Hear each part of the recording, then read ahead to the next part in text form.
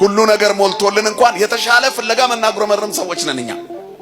ምንም ነገር ሳይኖራቸው ግን አንተ ስላለህን ይበቃናል ብለው የሚኖሩ ናቸው ቅዱሳን። ስለዚህ እግዚአብሔር ፈትኖ ሲሰጥ የተሻለ ይሰጣል። ሁሌ እግዚአብሔር አዘግይቶ ሲሰጥ የተሻለ ይሰጣል። ግን መጠበቅ አለመቻል ደግሞ ያከስራል።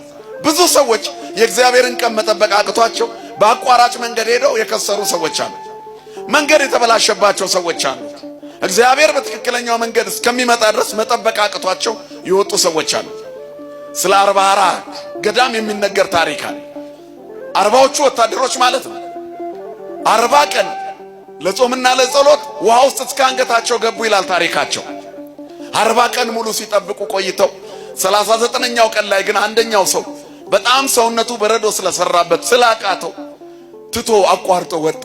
41ኛው ቀን ላይ 40 አክሊል ከሰማይ ወረደ ይላል። 39ኙ ላይ አርፎ አንዱ ማረፊያ አጣ። አካባቢው ላይ የነዚያን ሰዎች ሱባኤ የሚደነቅ ገበሬ እያረሰ ሲያያቸው አክሊል ከሰማይ የብርሃን አክሊል ሲወርድላቸው አየ። አንዱ ማረፊያ እንዳጣ ሲያይ ከብቱን ትቶ ሮጦ ውሃ መሃል ገብቶ እጆቹን ዘርግቶ ሲቆም እሱ ላይ ያረፈበት። እግዚአብሔር እንዲህ አይነት ጸጋ ለሁላችንም ይስጠን። አሁን ስለዚህኛው ሰው አይደለም አቋርጦ ስለወጣው ሰው አስቡት እስቲ። ለፍቶ ደክሞ ስለተወው ሰው ብዙ ጊዜ እግዚአብሔር ጸጋ በራችን ላይ መጥቶ ገፍትረን የጣልን ሰዎች ብዙዎች ነን። አጉረምርመን የተውን ሰዎች ብዙዎች ነን። እምቢ ብለን ያጣን ሰዎች ብዙዎች ነን። ይቅርብን ብለን። ስለ አባ ብሾይ የሚነገር ታሪክ አለ። አባ ብሾይ ማለት በአረብኛው ነው፣ የግዕዙ ብሶይ ይላቸዋል። አባ ብሾይ በጣም ከበረሃው ከመናኞች ከቅዱሳን እጅግ ክርስቶስን በየቀኑ ሲያዩ ከነበሩ ቅዱሳን አንዱ ናቸው። አንድ ቀን እንግዳ መቀበልን ተግባራዊ ያደርጉ ነበርና ገዳምን ሊጎበኝ የመጣ ከበረሃ የመጣ አንድ ሰው በገዳሙ ሲገባ አግኝተውት እቤቴ ገብተህ ካልታጠብክ አሉት። ወደ በዓታቸው ወደ ማረፊያቸው አስገቡትና እግሩን እያጠቡት እያለ እግሩን እጥብ አድርገው አቧራውን አስለቅቀው ሲያዩ የችንካር ምልክት እግሩ ላይ አዩ። ለካ እንግዳ መስሎ የመጣው ትህትናቸውን አይቶ መድኃኔዓለም ኢየሱስ ክርስቶስ ነው። እግሩን ልክ ሲስሙት ከሳቸው ባርኳቸው ተሰወረ። ክብርና ምስጋና ለስሙ ይሁን መድኃኒታችን።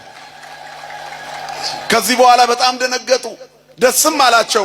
ከዚያ በኋላ በዚያ በገበቴው ያለውን ውሃ ብድግ አደረጉና ጠጡለት። ከዛ አስቀሩና አስቀመጡ። ወጣኒ መነኮስ ነበር ደጅ የሚጠናቸው የሚታዘዝላቸው። ከዚያ ለጀንዲ ወይንም ለዚህ ለሰሌን የሚሆን ዘንባባ ቅጠል ለቅሞ ለመጣ ሄዶ ነበር። የት ነበር ካሉት፣ አይ ለዘንባባ ለዚህ የዘንባባ ቅጠል ለቅሜ ሄጄ ነው ሰሌን ለምንሰራበት አላቸው። ጥሩ ነው አስቀምጠውና ይሄን ውሃ ጠጣ አሉት። የእግር መታጠቢያ ላይ የደፈረሰውን ውሃ ሲያይ ምን ነካቸው ብሎ እንዳልሰማ ለማለፍ ሞከረ። ጠጣ እኮ ነው ያልኩህ እንዴ ሳይጠማኝ አልጠማኝም አለ። በጣም ተጸይፎ ጠጣ ግድ የለህም አልጠማኝም አላቸው። አባ ብሾይ ለኔ ስትል አሉት። እባክህ ለኔ ስትል ጠጣ። በጣም እየቀፈፈው ሲያነሳ ደረቀበት፣ ባዶ ሆነ። እምቢ በማለትህ በመጸየፍህ እድልን አቋረጥከው። ከምትጠጣው ንጹህ ውሃ ይልቅ ይሄኛው የደፈረሰው ውስጥህን ይቀድሰው ነበር። ምን አይነት ውሃ ነው ለምን ደረቀ አላቸው። አዳምንም የጣለው እንዲህ አይነት ድርቀት ነው ያገኘው፣ አለመታዘዝ፣ እሺ አለ ማለት እምቢ ማለት። ምን ነው እምቢ አልክ ልጄ? ላንተ ነበር ያስቀረውልህ፣ እኔ በጠጣሁት ነበር። ጌታችን ኢየሱስ ክርስቶስ ታጥቦበት የነበረው ውሃ ነው አሉት። ያንን ሰውዬ ብትሆኑ ምንድነው የሚሰማችሁ? መጥቶ አጠገባችሁ ጋር እድል ደርሶ በስንፍናችሁ ምክንያት እንዳይሄድባችሁ እግዚአብሔር ይጠብቃችሁ። እስከ መጨረሻ